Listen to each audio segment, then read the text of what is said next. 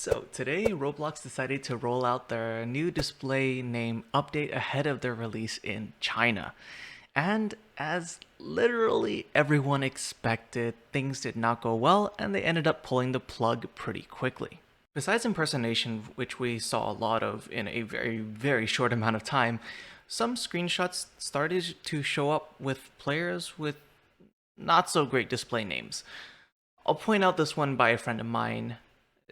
Notice the, yeah. So, in case you aren't aware, that is a swastika. And in the context that it is being used, it's most likely being meant to offend people and sort of represent Nazi Germany. And, the Nazis, they did pretty terrible things. So how did something like this get through Roblox? Their moderation isn't great, but it seems like too big of an oversight to simply ignore. Before we jump into that, if you like these sort of development or investigation videos, feel free to hit that subscribe button. But anyways, let's begin. Let's start with names and letters, and specifically how computers understand them.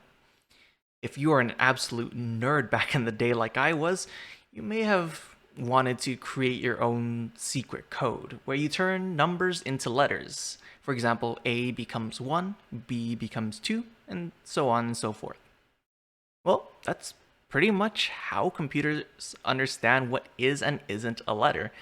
It's a bit more complicated. They don't use our number system because it would take up way too much space, but the general idea is the same.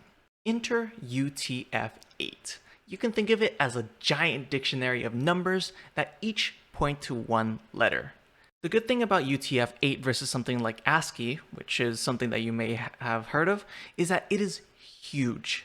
Like 1,112,064 characters. That is over 42,000 times the size of our English alphabet. But what is all that space used for? Well, everything that isn't an English letter. That can go from punctuation, emoji, and of course, for our purposes, letters and symbols from other written languages.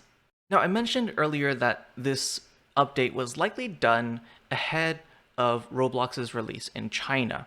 And why do I say that?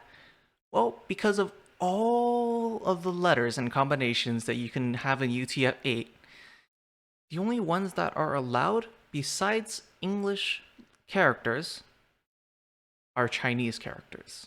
Now, Chinese is an incredibly complicated language. So the easiest way to support all of these characters is to, well, just enable UTF-8 and then limit what characters you can use. Going on the official unicode.com and looking up at the charts, you can select the language of your choice, and they will give you a specific range from which the supported characters start and end. Anything outside of this range, even if it is valid UTF-8, will not be allowed on Roblox.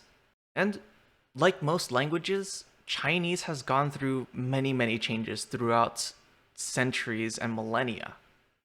But people don't want to completely let go of their old letters and symbols sometimes. And that's where the swastika enters. You see, this symbol has been actually used quite a lot throughout other cultures throughout the centuries, especially in Asia and Southeast Asia. The Nazis in Germany just decided that they liked the meaning and the look of it and reused it. It's not like Hitler decided to go on Fiverr to hire some graphics artist to design a new logo. And it's understandable why the symbol made its way from Asian culture into Unicode. It represents thousands of years of rich history. And it's unfortunate that it's been appropriated and evolved into a symbol of pure hatred. But moving back to Roblox, the simplest option that I can see here is to simply blacklist these two specific Unicode characters from being used in a display name. It wouldn't be a big problem for Chinese players because most of the country has moved on to simplified Chinese, which does not include these two symbols. And it's the easiest way to combat the abuse of the swastika. It would be interesting to see where Roblox goes from here with UTF-8 support on the display names, as with releasing in China, they've really opened up a can of worms. I know that people are interested in support for other things within UTF-8, such as accented letters and other alphabets like Arabic. The main problem now is that it's very likely that some of these characters are going to be reused and abused, just like the swastika, to bypass the filter, and to be honest, there's not much that they can do about that. But that's a very, very short history of the symbol and how it made its way onto the display name of trolls. Like the video if you enjoyed, subscribe for more, and as always, my name is MacAndSwiss, the most Asian brony on the internet, and I'll see you all next time.